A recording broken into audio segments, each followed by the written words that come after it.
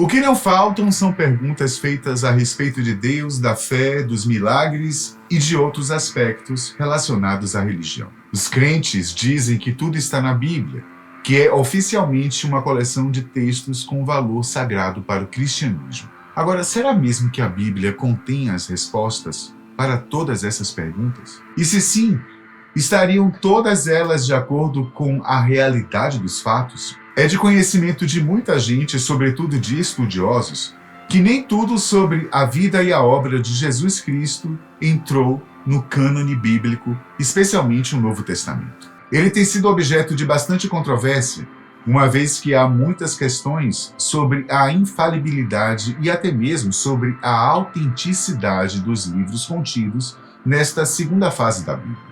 O fato é que há inúmeros pontos questionáveis a respeito da formação do cânone do Novo Testamento. Mesmo que, para a grande maioria, tudo já esteja em perfeita harmonia e foi escrito por meio dos ensinamentos de Jesus Cristo, há um grupo muito grande de estudiosos que não creem que tenha sido bem assim.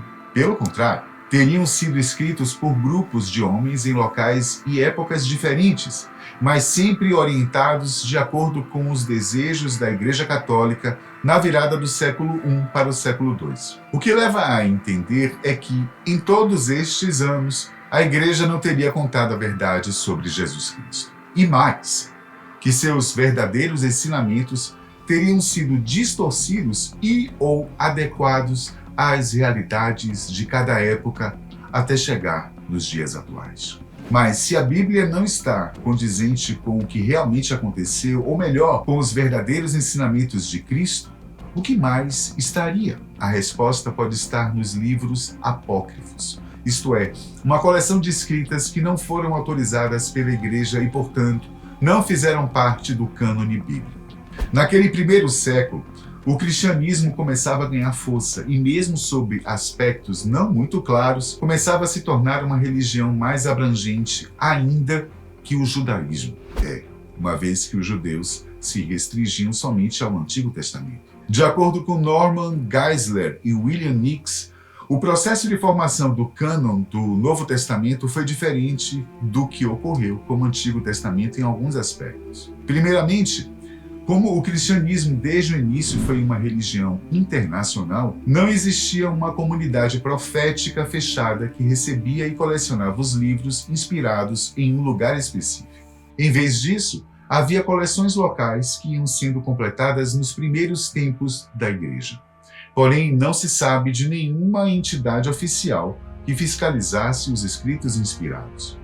Por isso demorou muitos séculos para que todos os escritos apostólicos fossem universalmente aceitos.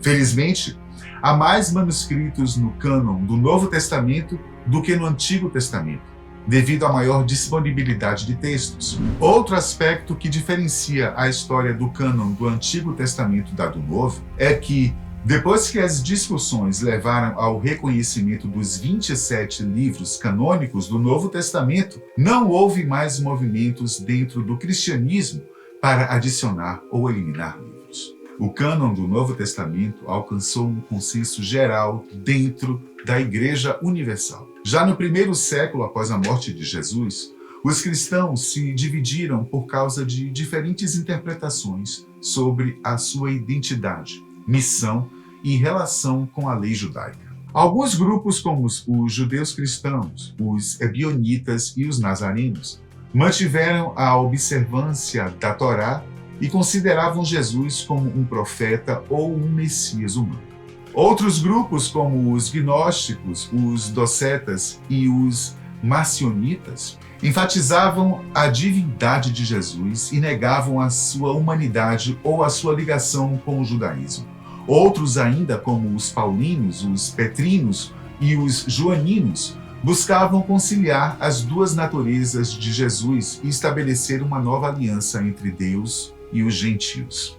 Essas divisões levaram a conflitos internos e externos entre os cristãos primitivos, que foram registrados nas cartas de Paulo, nos evangelhos canônicos e nos escritos dos pais da Igreja. Alguns desses conflitos envolviam questões como a circuncisão, o batismo, a ceia do Senhor, o papel das mulheres, a autoridade apostólica e a escatologia. Com o tempo, algumas dessas correntes foram consideradas heréticas pela ortodoxia cristã, que se baseava na doutrina da Trindade e na ressurreição de Jesus. Essa ortodoxia foi consolidada pelos concílios ecumênicos dos séculos 4 e 5, que definiram os credos e os cânones do cristianismo. Mas e os livros apócrifos? Onde eles entram nessa história? E quais os ensinamentos de Cristo que estão guardados nos livros que foram banidos do cânone bíblico?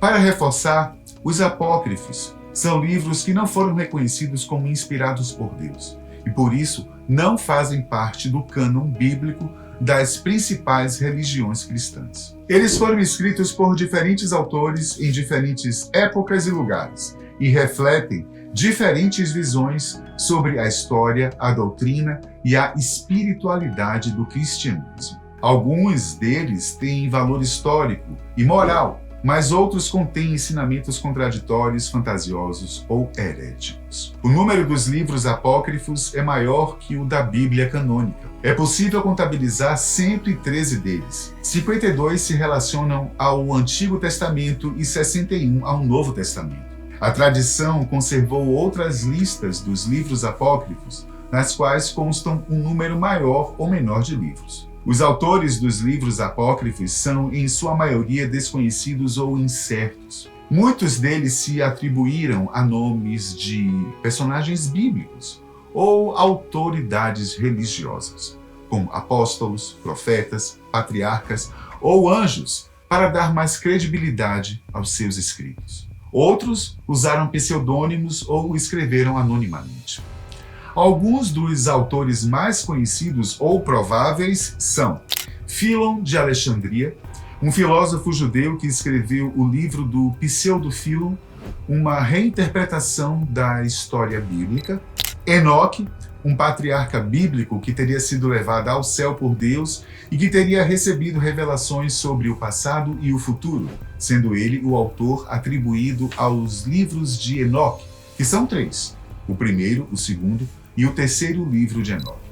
Esdras, um sacerdote e escriba judeu que liderou o retorno do exílio da Babilônia e que restaurou a lei de Moisés em Jerusalém, é considerado o autor atribuído dos livros de Esdras, que são 4. Salomão, um rei de Israel famoso por sua sabedoria e riqueza, é o autor atribuído aos livros de Salomão, que são 3.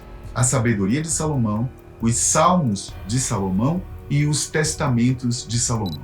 E, por fim, Tomé, um dos 12 apóstolos de Jesus, conhecido por sua incredulidade e por sua missão na Índia. Ele é o autor atribuído aos livros de Tomé, que são 3. O Evangelho de Tomé, os Atos de Tomé e o Apocalipse de Tomé. Afinal, quais foram os ensinamentos de Jesus que, por motivos que nós hoje conhecemos apenas superficialmente, acabaram não sendo interessantes para a Igreja Católica do primeiro e segundo século? Exemplos disso é o Evangelho de São Tomé, que é uma coleção de 114 ditos atribuídos a Jesus, escrito no século II. Esse evangelho apresenta Jesus como um mestre místico que revela verdades ocultas aos seus discípulos, especialmente a Tomé, que seria seu gêmeo espiritual. Esse evangelho não contém narrativas sobre a vida, a morte e a ressurreição de Jesus, apenas seus ensinamentos. Alguns exemplos. Dito número 49. Felizes os solitários e os eleitos, pois encontrarão o reino. Pois de onde vieram, para lá retornarão. Os seguidores do Evangelho de Tomé acreditavam que só alguns poucos eleitos poderiam entender os ensinamentos de Jesus e, dessa forma, reconhecer sua divindade e imortalidade inatas. O Evangelho de Pedro é um relato da paixão e da ressurreição de Cristo, escrito no final do século II ou no início do século III. Esse evangelho contém detalhes que não aparecem nos evangelhos canônicos, como a cruz falando e saindo do túmulo junto com Jesus e 2 anjos, e o túmulo sendo guardado por soldados romanos e judeus. Esse evangelho também atribui toda a culpa pela morte de Jesus aos judeus, isentando Pilatos de qualquer responsabilidade. Um exemplo é o verso 1, que diz: Mas Herodes e os anciãos dos judeus se alegraram muito porque tinham feito mal a Jesus, pois tinham procurado matá-lo muitas vezes e não tinham conseguido. Por acaso já conhecia os textos apócrifos? Você acha mesmo possível que a Igreja de Roma, naqueles longínquos séculos, queriam de alguma forma manter sua soberania publicando somente o que lhe fosse do seu interesse? Ou que realmente os autores dos apócrifos estavam errados? Diz aí pra gente. Deixa no comentário, tá bom? Até a próxima.